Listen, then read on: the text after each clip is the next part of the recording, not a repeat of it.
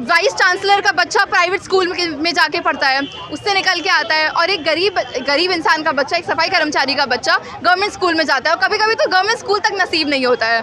तो कौन इतने आसानी से इसका DU में एडमिशन हो सकता है? तो जब एक यूनिफॉर्म एजुकेशन सिस्टम ही नहीं है तो ये मेरिट लिस्ट किस काम की? आपने मेरिट लिस्ट तो निकाल दी कि बोला कि अब 95 से ऊपर वाले इसमें एडमिशन ले सकते हैं, तो 95 से ऊपर लाएगा कौन? जो बच्चे को स्कूल तक ढंग का नसीब नहीं हो रहा है। आप गवर्नमेंट स्कूल की हालत देखिए जाके, टीचर्स नहीं आते हैं, अब बच्चे कैसे उसमें जा पाएंगे?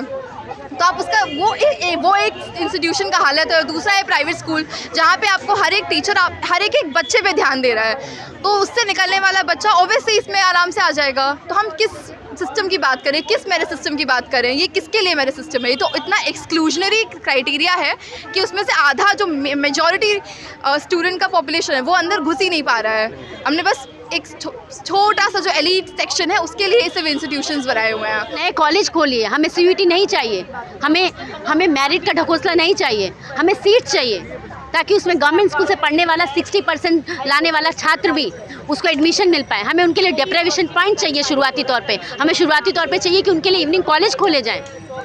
जब इस दिल्ली विश्वविद्यालय में कुछ कॉलेज में इवनिंग क्लासेस शुरू की जा सकती हैं, तो SOL में जो रेगुलर में पढ़ने वाले छात्र हैं तो उनके लिए क्यों नहीं शुरू की जा सकती evening classes? CUET cut off की ही तरह गरीब छात्र विरोधी एक नीति है, जिसके कारण कोई भी छात्र जो कि घटिया सरकारी स्कूलों से पढ़ के निकल रहा है वो कभी भी दिल्ली विश्वविद्यालय तक नहीं पहुंच पाता है। और ऐसा नहीं है कि ये इसी साल होगा, ये पिछले साल भी हुआ था, ये लगातार सालों से चलता आ रहा है। और ये सरकार की इसी तरह की गैर बराबरी नीति है, क्योंकि सरकार जो है चाहती ही नहीं है कि गरीब वर्ग से कोई छात्र अच्छी सुविधा लेकर शिक्षा प्राप्त कर सके।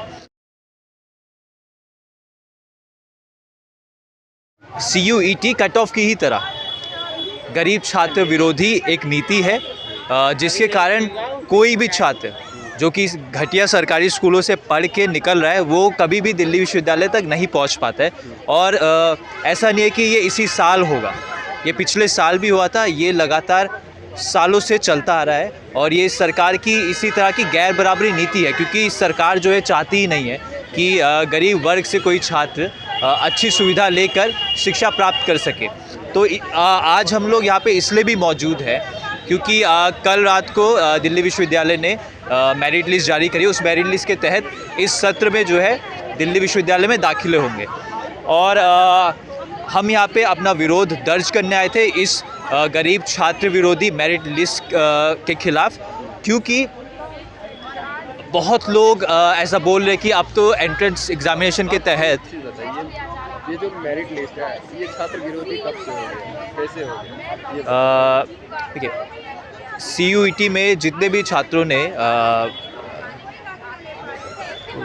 अपीयर हुए थे, जितने भी छात्र कॉमन यूनिवर्सिटी एंट्रेंस टेस्ट में अपीयर हुए थे, उसमें से सिर्फ वही छात्र जो है इनको क्रैक कर पाएगा और आगे बढ़ पाएगा जो कि अच्छे स्कूलों से पढ़ के हुए निकला है। और यही चीज़ जो है कट ऑफ के साथ भी हुई थी।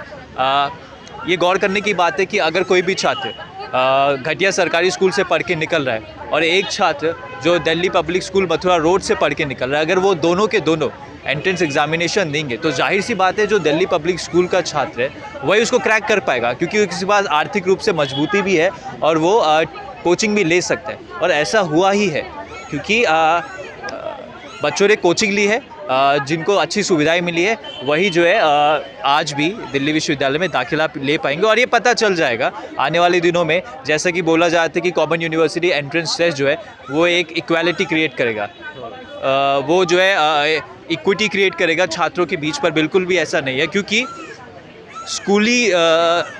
स्कूल से ही पहले से ही जो है डिस्क्रिमिनेशन चलता हुआ रहा है, पहले से ही गैर बराबरी है, जहाँ पे इस समाज में कुछ छात्र अच्छे स्कूलों में पढ़ रहे हैं, कुछ छात्र बहुत ही घटिया स्कूलों में पढ़ रहे हैं, जिनकी वजह से वो छात्र कभी आगे पहुँच ही नहीं पाते। किस तरीके से इसमें सुधार आ सकता है? इसमें सुधार जाहिर सी बात है, हम उन छात्रों से अपेक्षा नहीं करते जो दिल्ली विश्वविद्यालय में पहले से ही पहुँच चुके हैं। जो छात्र हाशिए पर है, जो छात्र घटिया सरकारी स्कूलों में शिक्षा प्राप्त करें, उन्हीं छात्रों से अपेक्षा है।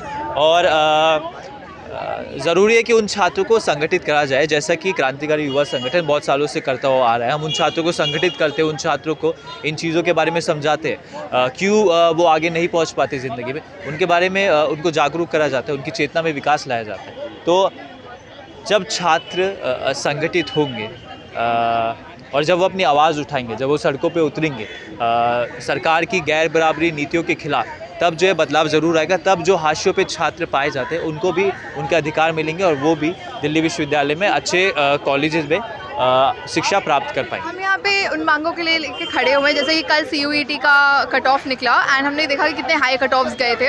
हमें देखना चाहते हैं कि कितना डिस्क्रिमिनेटरी कट ऑफ है कि यहाँ पे बस वही एडमिशन ले सकता है जिसके एक पर्टिकुलर उसमें नंबर आए हैं। जैसे मान लो 90% से अबव आए हैं, 90% अगर आपके बच्चे के आए हैं तो आपका ड्यू में एडमिशन नहीं हो सकता। आप 99 मैक्सिमम आपको चाहिए, ये 99-95% तब आप लाएंगे तब आपका ड्यू में एडमिशन हो सकता है। तो हमें किन लोगों की बात कर रहे हैं? जो 99 और 95% वाले जो बच्चे हैं, 95 के ऊपर वाले, वो कौन से बच्चे हैं? कोई गवर्नमेंट स्कूल से निकला हुआ बच्चा 95% नहीं स्कोर करने वाला है कि उसे ड्यू में एडमिशन मिल जाए। पब्लिक फंडेड इंस्टीट्यूशन है और इस पर अधिकार हर एक बच्चे का है। तो ये अभी इतना डिस्क्रिमिनेशन क्यों है कि एक पर्टिकुलर सेक्शन ही सिर्फ इस कॉलेज में एडमिशन ले सकता है, इसकी जो प्रेस्टीजियस यूनिवर्सिटी है इसमें एडमिशन ले सकता है, लेकिन जो बच्चा जो गवर्नमेंट स्कूल से निकल के आता है, जो निचले क्षेत्र से आता है, वो कैसे इस पब्लिक फंडेड इंस्टीट्यूशन का पार्ट हो सकता है? तो हम उसके अगेंस्ट आए हैं और हम चाहते हैं, इतना टाइम हो गया है, आप यहाँ आसपास देखेंगे पूरे दिल्ली में इतने सारे चेंजेस आए हैं, लेकिन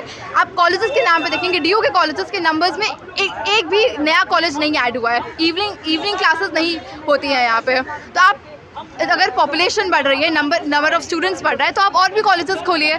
ये क्या है कि आपने कॉलेजेस फिक्स कर दिए हैं, सीट्स गिरती जा रही हैं और हमने एक सॉर्ट ऑफ वो बना दिया है कि सब आपस में झगड़ रहे हैं कि इस सीट के लिए, और कौन इस कंपटीशन से बाहर सबसे पहले निकल रहा है, जो कि गवर्नमेंट स्कूल से निकलने वाला बच्चा है। वाइस चांसलर का बच्चा प्राइवेट स्कूल में जाके पढ़ता है, उससे निकल के आता है, और एक गरीब इंसान का बच्चा, एक सफाई कर्मचारी का बच्चा गवर्नमेंट स्कूल में जाता है, और कभी कभी तो गवर्नमेंट स्कूल तक नसीब नहीं होता है।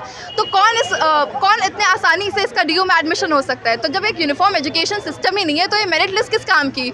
आपने मेरिट लिस्ट तो निकाल दी कि बोला कि अब 95 से ऊपर वाले इसमें एडमिशन ले सकते हैं, तो 95 से ऊपर लाएगा कौन? जो बच्चे को स्कूल तक ढंग का नसीब नहीं हो रहा है। आप गवर्नमेंट स्कूल की हालत देखिए जाके, टीचर्स नहीं आते हैं, अब बच्चे कैसे उसमें जा पाएंगे? तो आप उसका वो एक इंस्टीट्यूशन का हालत है, और दूसरा है प्राइवेट स्कूल जहाँ पे आपको हर एक टीचर हर एक बच्चे पे ध्यान दे रहा है, तो उससे निकलने वाला बच्चा ओब्वियसली इसमें आराम से आ जाएगा। तो हम किस सिस्टम की बात करें, किस मेरिट सिस्टम की बात करें? ये किसके लिए मेरिट सिस्टम है? ये तो इतना एक्सक्लूजनरी क्राइटेरिया है कि उसमें से आधा जो मेजॉरिटी स्टूडेंट का पॉपुलेशन है वो अंदर घुस ही नहीं पा रहा है। हमने बस एक छोटा सा जो एलीट सेक्शन है उसके लिए सिर्फ इंस्टीट्यूशंस बनाए हुए हैं, तो हम उसके अगेंस्ट यहाँ पे धरने पे खड़े हुए हैं। हम चाहते हैं कि आप कॉलेजेस और खोलिए।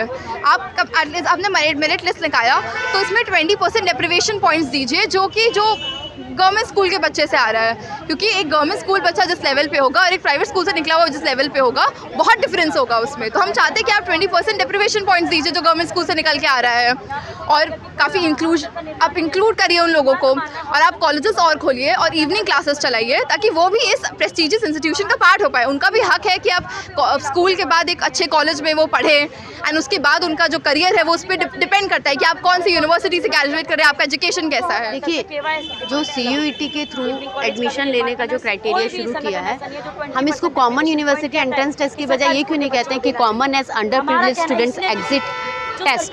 क्योंकि आपको पता है कि हम जानते हैं कि जो हायर एजुकेशन में पहले से ही जो मार्जिनलाइज सेक्शन से आने वाले स्टूडेंट हैं, जो गरीब तबकों से गवर्नमेंट स्कूल से पढ़ने वाले स्टूडेंट हैं, वो कट ऑफ सिस्टम में भी उनको हमेशा बाहर रखा जाता था। कट ऑफ 99 तक जाती थी, उसमें कैसे जो एवरेज आने वाले 60-65 मार्क्स हैं, वो कैसे वो स्टूडेंट एडमिशन ले सकते हैं? तो अब जो कॉमन एंट्रेंस टेस्ट लगाया है, उसके जरिए भी छांटने की पूरी प्लानिंग है, उसके जरिए भी जो गरीब परिवार से आने वाले छात्र हैं उनको पूरी साजिश रची गई है कि उनको किस तरीके से इन जो सीट हैं, जो लिमिटेड सीट हैं, बहुत शर्म की बात है कि 80,000 सीट्स हैं और 3 लाख के आसपास एप्लीकेशन आती है हर साल। तो कैसे उनको हटाया जाए ताकि जो अमीर परिवार से आने वाले स्टूडेंट हैं, प्रोफेसर के बच्चे हैं, वीसी के बच्चे हैं, जो बड़े बड़े कॉर्पोरेट घरानों के बच्चे हैं, उनके बच्चे एडमिशन ले पाएँ। तो ये जो क्राइटेरिया है बहुत भेदभावपूर्ण है, ये गैर बराबरी को बढ़ाने का काम करती है। और गवर्नमेंट स्कूल और बड़ा तबका जो इस देश में और दिल्ली में, खासकर दिल्ली में गवर्नमेंट स्कूल का एक बड़ा हिस्सा यहाँ पे पढ़ता है, उसके बाद जो गवर्नमेंट यूनिवर्सिटी में दाखिला नहीं ले पा रहा है। तो इससे शर्मनाक बात क्या होगी कि दिल्ली सरकार बहुत बोलती है, केजरीवाल बहुत बोलते हैं कि गवर्नमेंट स्कूल बहुत अच्छे हो गए हैं। हम सवाल पूछना चाहते हैं, इतने ही अच्छे हो गए तो हायर एजुकेशन में उनका परसेंटेज इतना डाउन क्यों है? हायर एजुकेशन में CUET और मेरिट लिस्ट के माध्यम से उनको क्यों छांटा जा रहा है? क्यों दिल्ली सरकार चुप है? क्यों DU का VC चुप है? तो हम लोग जानते हैं कि ये साठगांठ है हमारे सरकार की और कॉर्पोरेट घराने की, वो हमें साफ दिखाई देती है CUET के माध्यम से। और मैं एक लॉ स्टूडेंट होने के नाते भी ये कहना चाहूँगी कि हम लगातार डाटा देखते आए हैं कि किस तरीके से डिस्टेंस ODL मोड में एक बड़ी संख्या छात्रों की बढ़ी है। तो वो मुस्लिम है, SC हैं, ST हैं, OBC हैं, वुमेन हैं, जो SOL में 4 लाख संख्या में पढ़ रहे हैं, जो 10 लाख संख्या में IGNOU में पढ़ रहे हैं। ये डाटा लगातार बढ़ रहा है इस देश में और हम लोग देखते हैं, हम लगातार आंदोलन में रहने के बाद हमें पता चला है कि किस तरीके से फंड कटौती की जा रही है, सीट कटौती की जा रही है, पब्लिक फंडेड यूनिवर्सिटी को प्राइवेट हाथों में बेचा जा रहा है। कैसे औने पौने दामों पे शिक्षा को औने पौने दामों पे आज कॉर्पोरेट घरानों को जो है संसाधन, इस देश के रिसोर्सेज उनके मुनाफे के लिए बेच दिए जाते हैं। पर बहुत शर्म की बात है कि इस देश में हायर एजुकेशन को बढ़ावा देने के लिए नए कॉलेज नहीं खोले जा रहे। हमारी ये मांग है कि जो एक्सक्लूजनरी पॉलिसीज़ जो लगातार थोपी जा रही हैं बिना उनसे पूछे, सरकारी स्कूल से आने वाले छात्रों से कभी नहीं पूछा जाता है कि वो क्या चाहते हैं। उनके जो पेरेंट्स हैं, जो रिक्शा चला रहे हैं, जो फैक्ट्रियों में खट रहे हैं 14-14 घंटे, उनके बच्चे कहाँ जाएंगे, ये सवाल कोई नहीं उठाता है। इसलिए ज़रूरत है कि ऐसी शिक्षा व्यवस्था हो जहाँ पे चाहे चपरासी का बच्चा हो, चाहे वो प्रोफेसर का बच्चा हो, चाहे वो राष्ट्रपति का बच्चा हो, चाहे वो रिक्शा चलाने वाले का बच्चा हो, सभी को एक समान शिक्षा दी जाए, कॉमन स्कूल कॉमन एजुकेशन दी जाए। क्यों आप प्राइवेट स्कूल में जब पढ़ के आ रहे हैं स्टूडेंट, तो उनके लिए वो गवर्नमेंट यूनिवर्सिटीज़ खोल देते हैं? क्यों गवर्नमेंट स्कूल से पढ़ने वाले आने वाले छात्रों के लिए गवर्नमेंट यूनिवर्सिटी पे हक नहीं है? ये सवाल बनता है। ये सवाल बनता है कि वो किस तरीके से घटिया शिक्षा जब 12वीं तक लेते हैं तो क्यों गवर्नमेंट यूनिवर्सिटी जो बहुत अच्छी मानी जाती हैं उनसे उनको दूर भगा दिया जाता है, उनसे उनको कट ऑफ की दीवार, मेरिट लिस्ट, CUET के नए जो बहाने हैं उनको भगाने की पूरी साजिश रची जाती है। तो हमारी मांग है कि जो भी हायर एजुकेशन में यूनिवर्सिटी हैं, चाहे वो जामिया हो, चाहे वो DU हो, चाहे वो JNU हो, ठीक है, ये जो नाटक करते हैं JNU प्रोग्रेसिव होने का जो ढकोसला रच रहे हैं, उसमें जो गवर्नमेंट स्कूल है वो कहाँ है? ये सवाल आज बनता है और इसलिए हम मांग कर रहे हैं कि सीटें बढ़ाइए। दिल्ली में मॉल खुल सकते हैं, पब खुल सकते हैं, सिनेमा हॉल खुल सकते हैं, पर नए कॉलेज नहीं खुल सकते हैं। ये बहुत शर्मनाक बात है। तो नए कॉलेज खोलिए। हमें CUET नहीं चाहिए, हमें मेरिट का ढकोसला नहीं चाहिए, हमें सीट चाहिए ताकि उसमें गवर्नमेंट स्कूल से पढ़ने वाला 60% लाने वाला छात्र भी उसको एडमिशन मिल पाए। हमें उनके लिए डेप्राइवेशन पॉइंट चाहिए शुरुआती तौर पे। हमें शुरुआती तौर पे चाहिए कि उनके लिए इवनिंग कॉलेज खोले जाएं। जब इस दिल्ली विश्वविद्यालय में कुछ कॉलेज में इवनिंग क्लासेस शुरू की जा सकती हैं, तो SOL में जो रेगुलर में पढ़ने वाले छात्र हैं तो उनके लिए क्यों नहीं शुरू की जा सकती इवनिंग क्लासेस? ये हमारी मांगे हैं।